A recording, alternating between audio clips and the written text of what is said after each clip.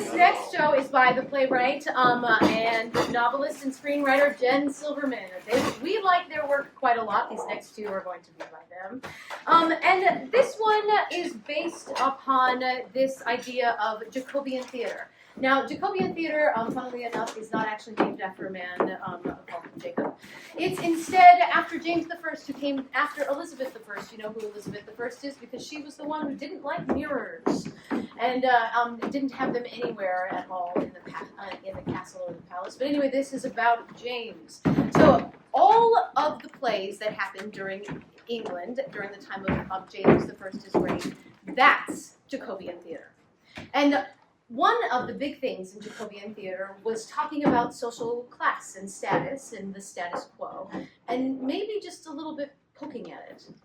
So imagine, if you will, you live somewhere in the rural, like 1800s, and you're a woman, and someone comes to town and says, I can give you power. Power like maybe you haven't ever known to dream of. Power that you've seen everybody else around you use, and you can use it however you like. Would you say yes? Or no?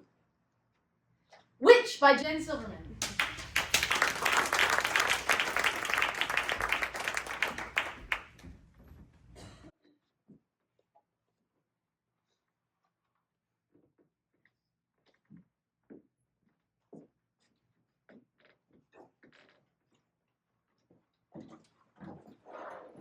So I thought it would help if you could sort of see what you're getting.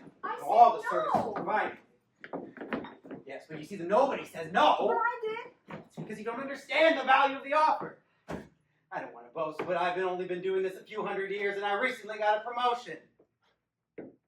Honestly, the secret to my success is authenticity. My offer is authentic. It is detailed, and it is authentic, and the people who work with me are statistically, authentically very happy when they do. How experienced are you? I'm fast rising. Want to get detailed? My year-end numbers across the board are better than my senior colleagues, and my customer satisfaction should be 7 to 10 points higher. If you hear me out, you might be surprised. Okay.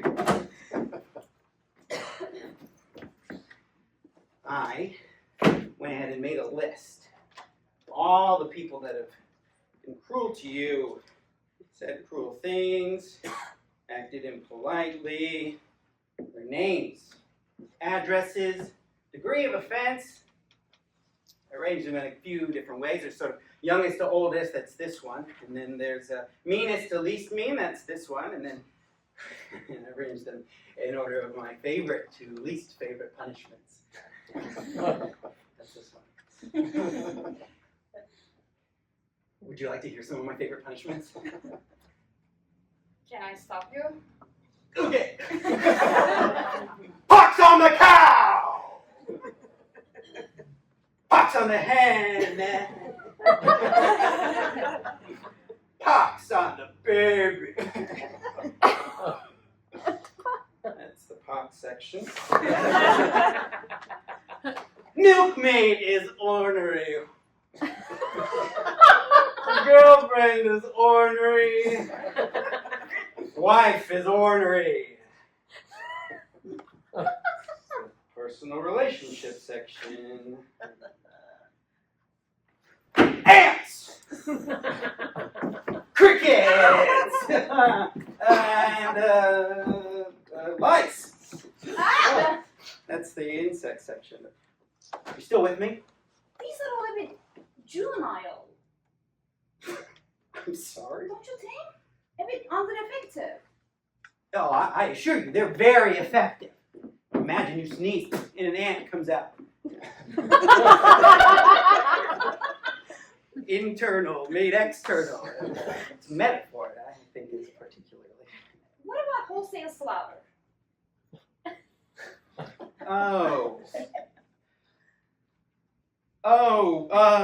We do that. That is a thing that we do. Tends to be a bit advanced, but we do that. Advanced how? advanced like that's the deal you make with men? And women get insects? Okay. Okay. It just generally works out like that. It's not a. Women tend to be the ones that come to me for the. So. Yeah, it just generally works out that way. Unconsciously. Well, if you maybe consciously offered women wholesale slaughter more often, it would work out a different way. Generally. I guess it might.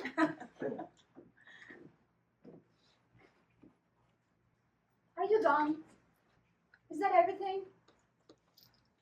What do you mean, is that everything? Well, are you done with your pitch? No. You didn't like it. I didn't say I didn't like it. I just said it was trivial and I asked for a less trivial version. Oh, you want to hear my less trivial version? Do you want to deliver your less trivial version? I wouldn't mind the opportunity. Okay. Yeah. Okay. Okay.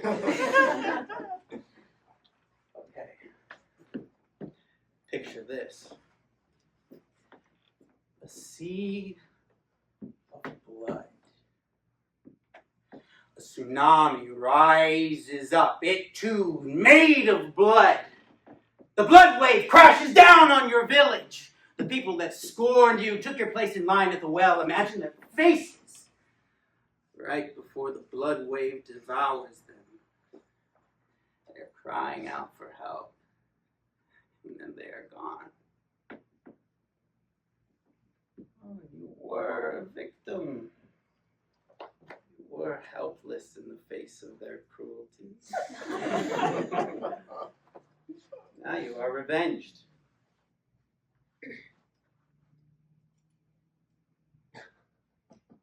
Yes, no? Visual. Poetic. Pitch it to me the way you would pitch it to a man. That is how I would pitch it. Visual and poetic? Nope. You would appeal to a different sense of self than visual poetic. I am here, I'm standing here. I am Sir Arthur. I run this town. I have the biggest balls you have ever seen. Pitch it to me now. Okay. Sir Arthur, it's good to meet you. I've heard so much about you. And Get to the point. okay. The point, Sir Arthur, that I have something that you've always wanted. And that's the power to destroy. Yeah, it's possible to think of yourself as a man who builds, but there is nothing more entwined in the act of creation than destruction. If I may reference a few that have gone before you. Genghis Khan, maker of culture and language, and yet a destroyer of armies. Alexander the Great, maker of nations, and yet ultimately a destroyer thereof.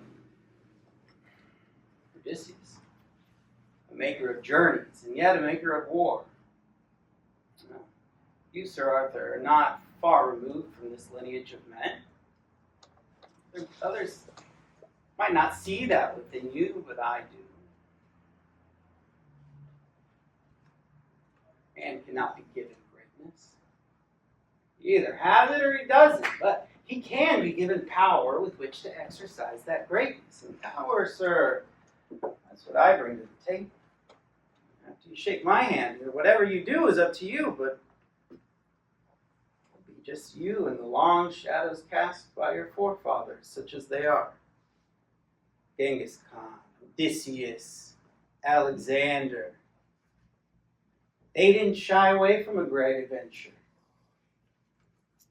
Here's yours. knocking at your door. You ready to say yes to history?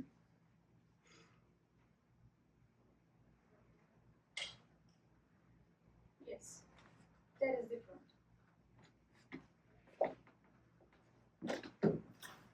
Thank you. Forgive me sometimes.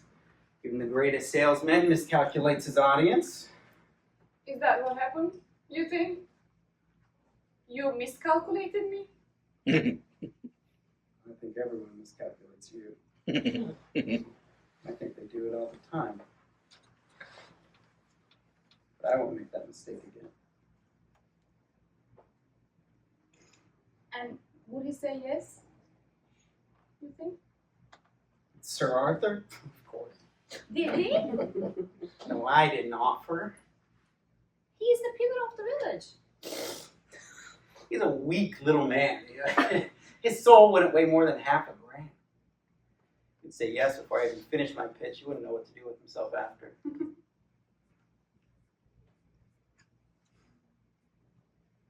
Why me? You're the talk of the town. You're here because the villagers gossip about me? No, I'm here because they gossip about you. And underneath that gossip, they fear you. I haven't done anything to any of them. I barely do anything at all. You exist.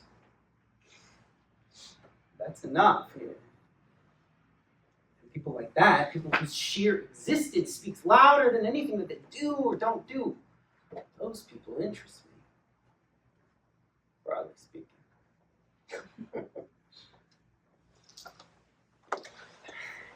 And then you said no. Right? And I got more interested.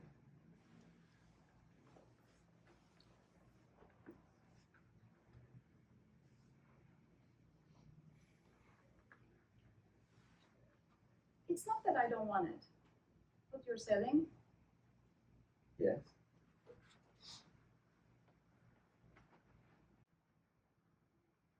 I'll think about it.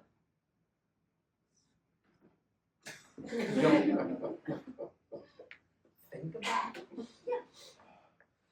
Come back later.